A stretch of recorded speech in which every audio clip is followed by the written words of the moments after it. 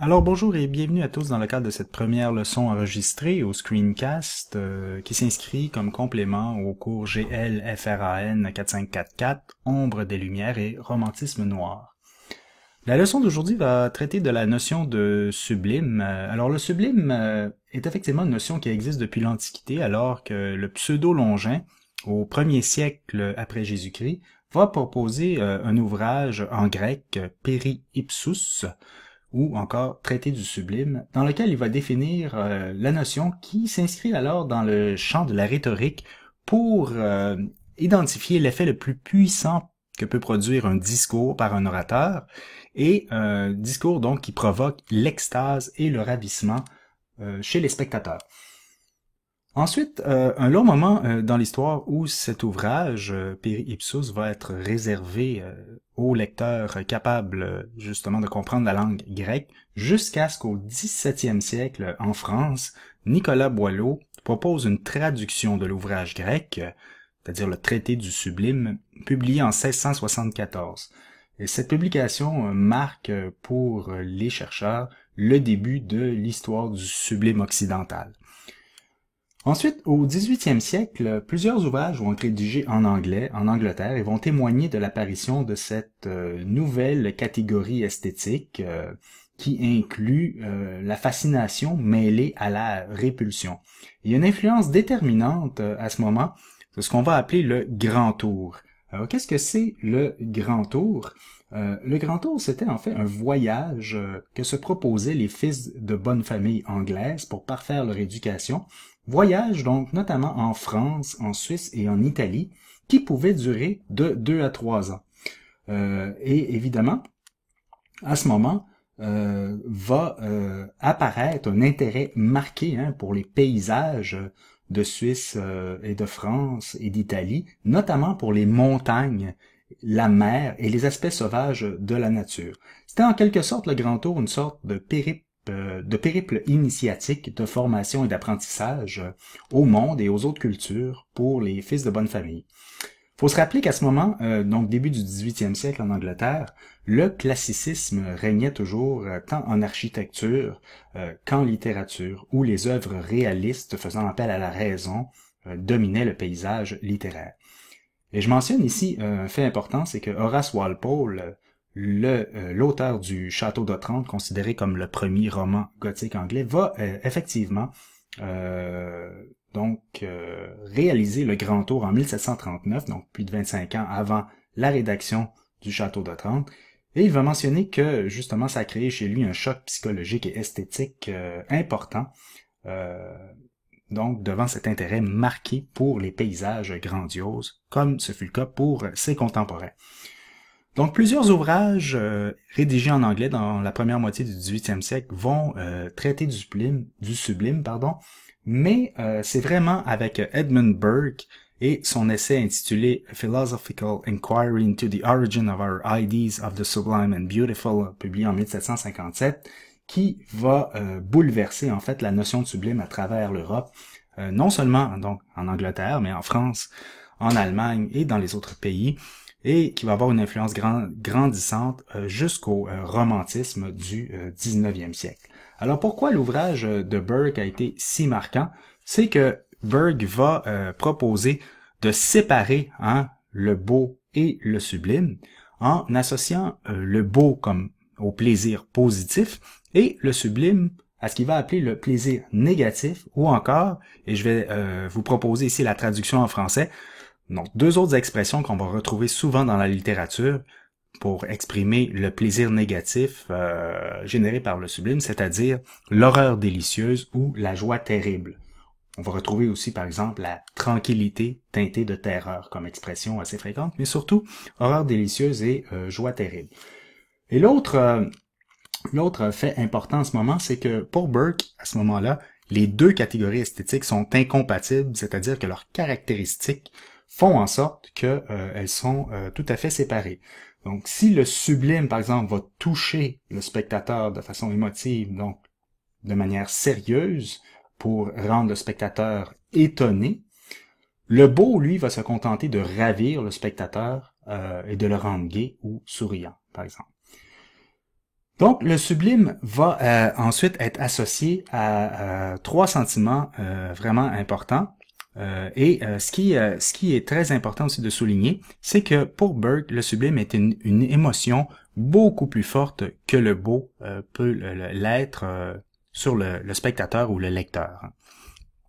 Donc, les trois sentiments associés au sublime vont être la crainte, la terreur et l'étonnement. Évidemment, la terreur étant le plus important pour ce qui nous concerne dans le cadre des romans gothiques anglais.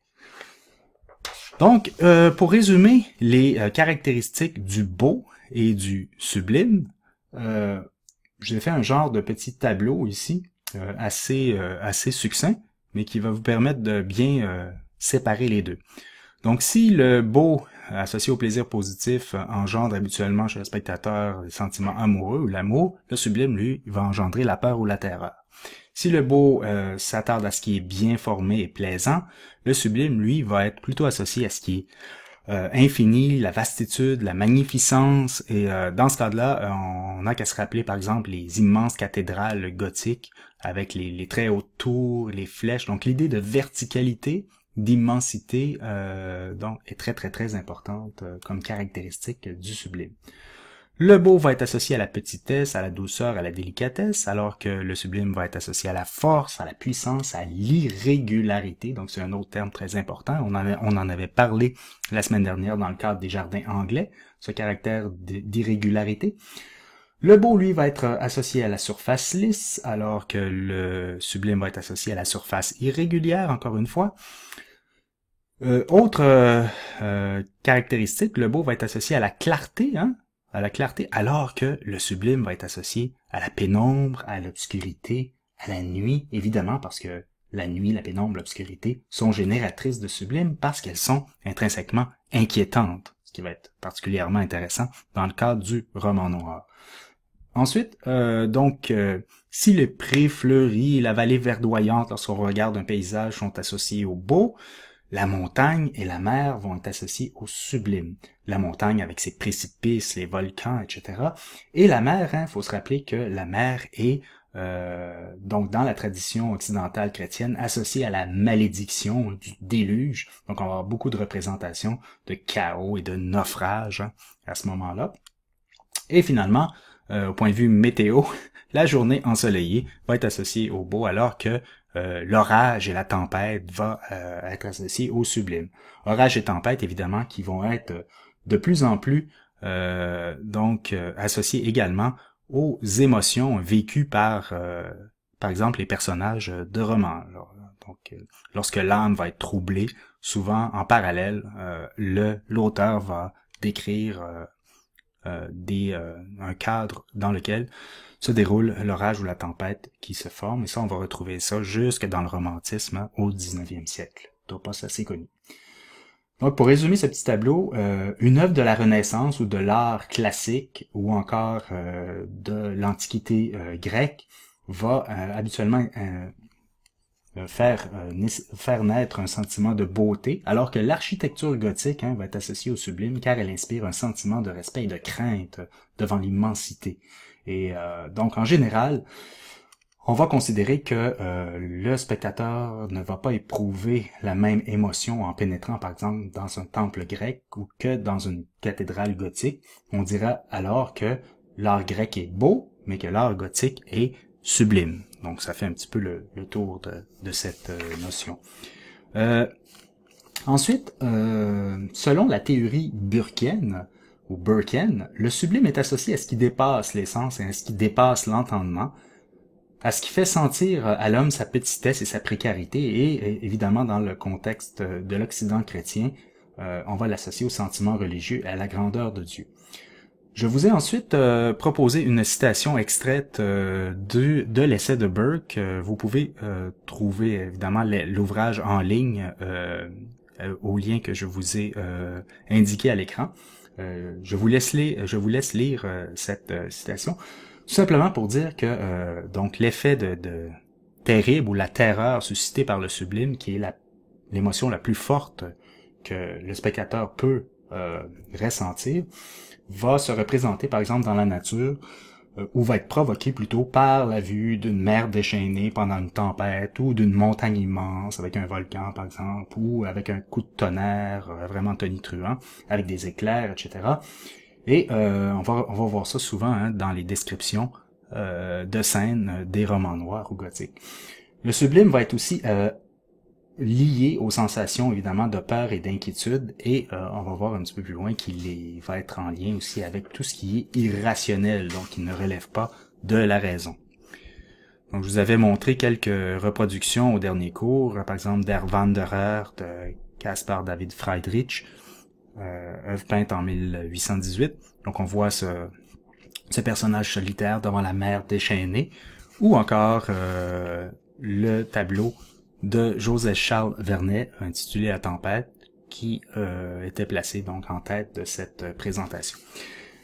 Aussi, la théorie burkienne va influencer beaucoup non seulement le roman noir anglais, mais aussi l'art pré-romantique et romantique, et en peinture, en littérature et en musique. Et ce qui est particulièrement important, c'est que l'essai de Burke contribue à donner une valeur esthétique à des objets qui n'entraient pas habituellement dans la catégorie du beau classique, mais des objets qui vont provoquer néanmoins un plaisir particulier d'une puissante intensité.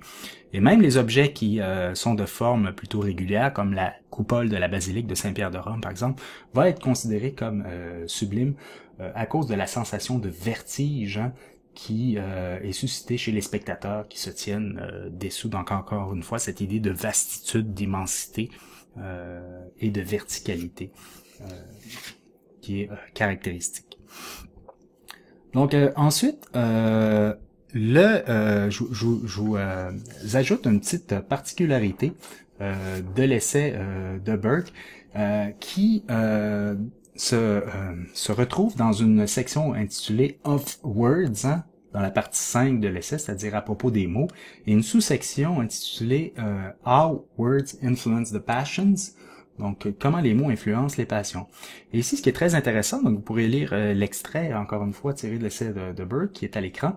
Burke soutient que les mots ont une part énorme dans les passions des lecteurs, et que l'effet des mots est aussi, sinon plus grand que celui des œuvres d'art, comme les peintures, ou même encore un effet encore plus grand que celui de la nature elle-même lorsqu'on est devant une vraie tempête, par exemple, ou une vraie montagne, etc. Donc c'est important parce que dans le cadre de notre cours, on va voir que ce que Burke propose, c'est qu'une scène qui est décrite dans un roman va gagner à être imaginée par l'auteur si l'on veut en goûter tout le sublime. Autrement dit, la scène qui va être décrite dans un roman, qui va avoir été imaginée, va avoir plus encore de chances de susciter le sublime que la vue d'un tableau ou encore que la représentation directe dans la nature. Exact. Donc, l'ouvrage de Burke, je disais, l'ouvrage de Burke va être, selon Élisabeth Duro-Boussé, à l'origine d'un symbolisme imaginatif que l'on appellera ensuite le sublime de la nature, c'est-à-dire une esthétique dont les critères essentiels sont l'immensité, la grandeur et la terreur. Et en effet, on va assister au fil du 18e siècle au développement de nouvelles sensibilités.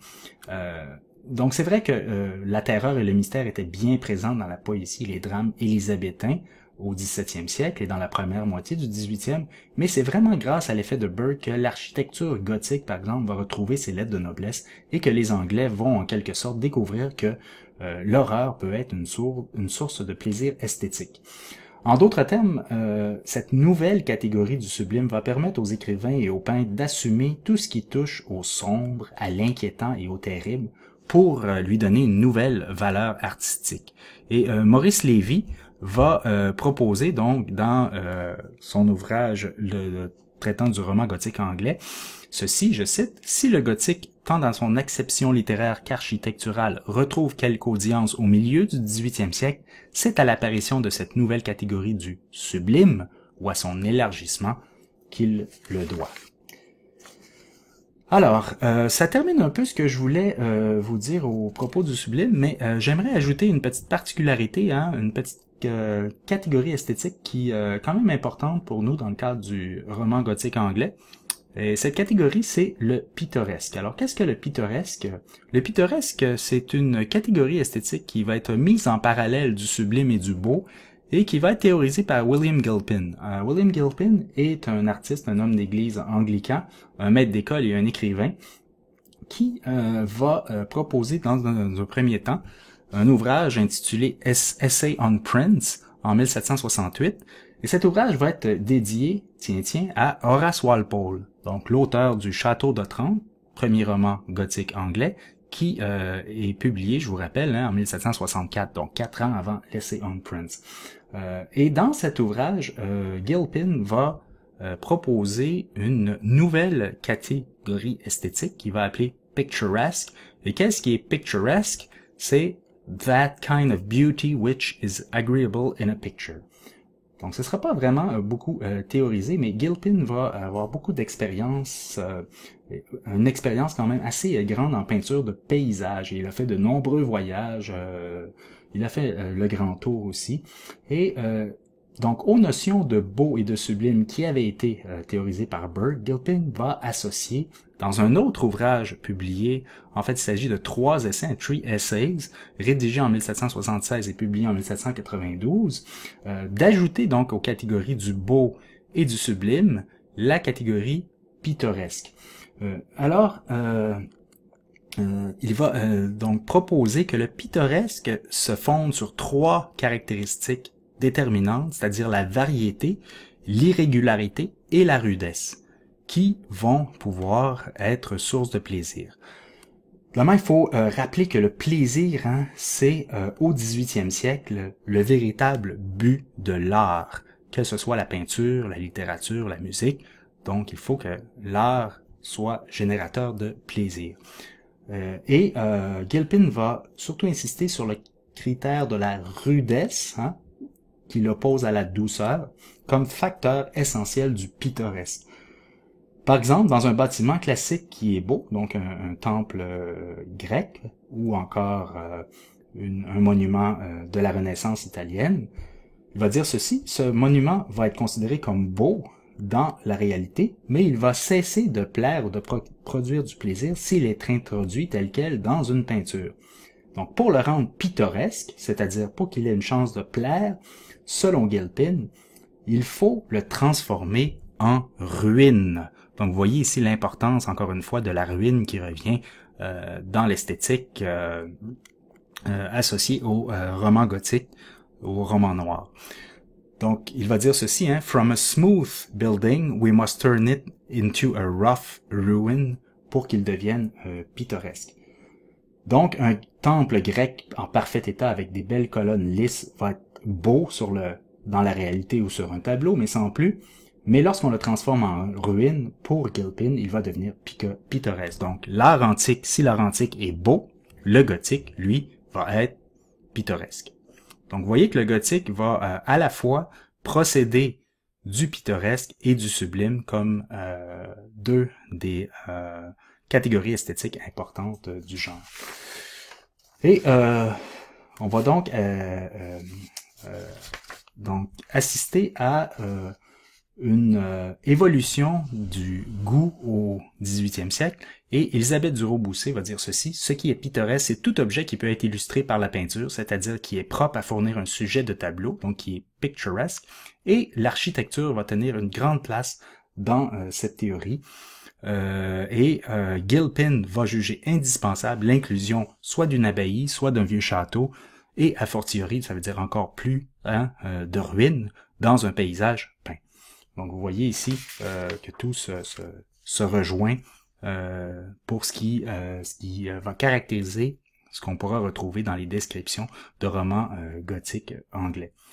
Donc si je fais un petit résumé visuel, je vous ai donné par exemple une reproduction ici de Villa Capra la Rotonda. C'est une architecture donc palladienne, donc caractéristique de la Renaissance italienne, donc classique, avec des belles colonnes droites, bien proportionnées, très très régulières.